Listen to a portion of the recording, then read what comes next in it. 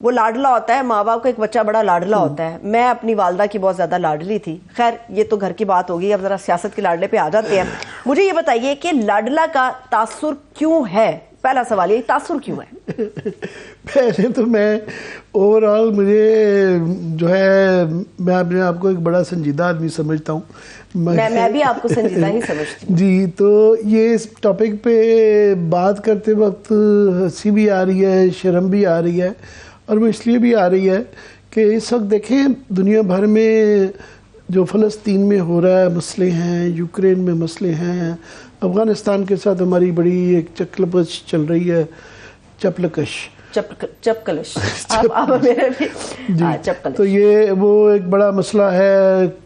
Cricket سے ہماری team ہار کے آ گئی ہے، وہ بہرحال ایک بڑا ایشو ہے.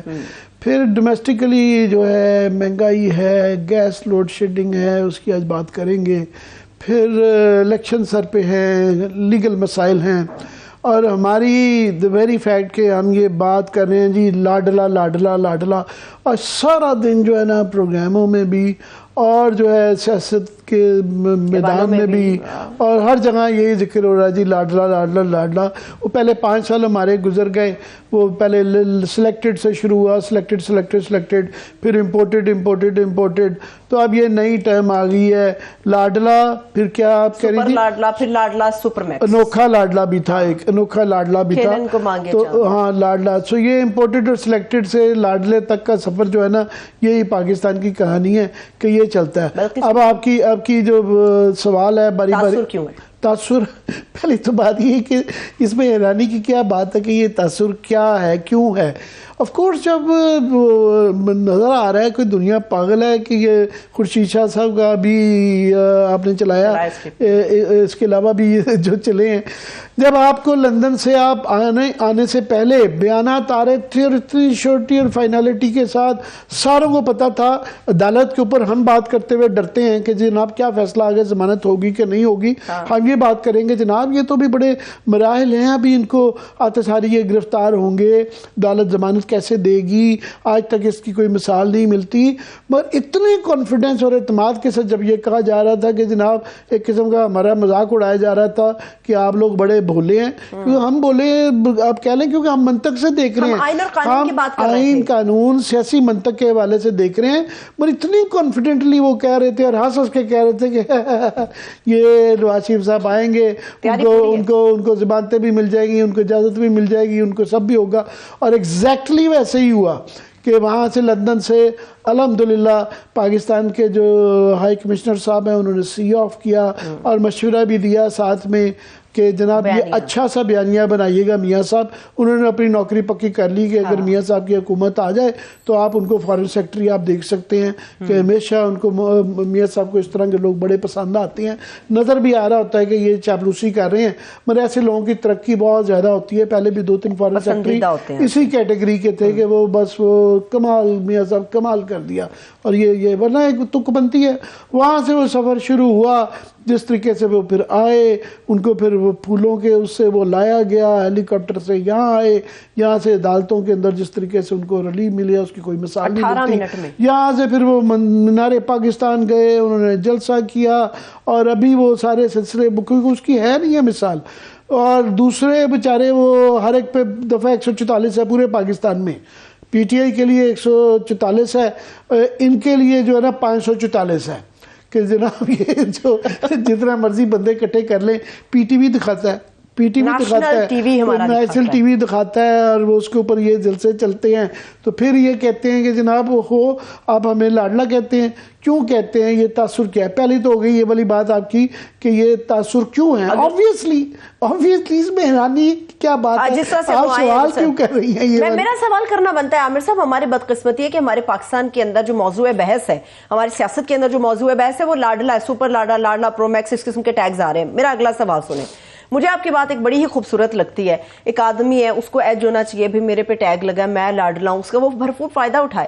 نواز شریف صاحب نے اس ایک لاڈلے کے لفظ کو، یا پوری نون لیگ نے اس لاڈلے کے ایک ٹیگ کو اپنی چھیڑ کیوں بنا لی؟ کیوں سمجھتے ہیں یہ ہماری چھیڑ ہے؟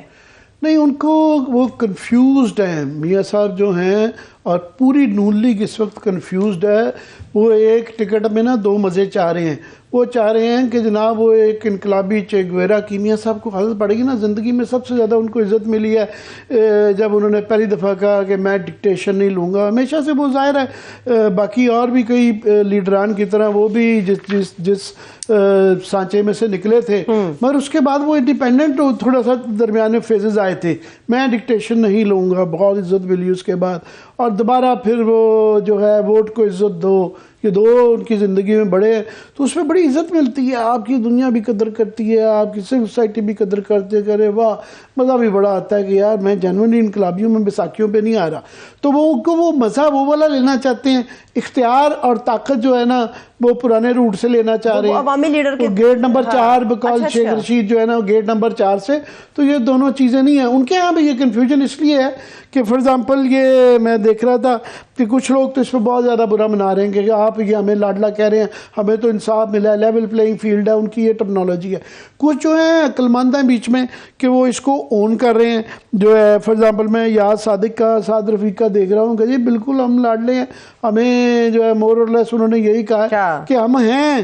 اس کے بعد حمزہ شہباز شریف صاحب جو ہیں انہوں نے کلیئرلی کہا، جو کہ کس زمانے میں عمران خان کہتے تھے تو بہت برا منایا جاتا تھا. یہی لوگ کہتے تھے جب وہ سیم پیج، لوگوں کو بھول گئے نا، سیم پیج ایک گالی بن گئی تھی.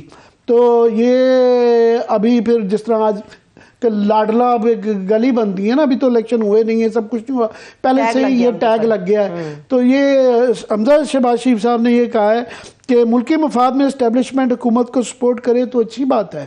پالیسیوں کا تسلسل اس وقت آئے گا جب اسٹیبلشمنٹ کے ساتھ بنا کر آگے چلیں گے. جو ہے یہ انہوں نے کہا.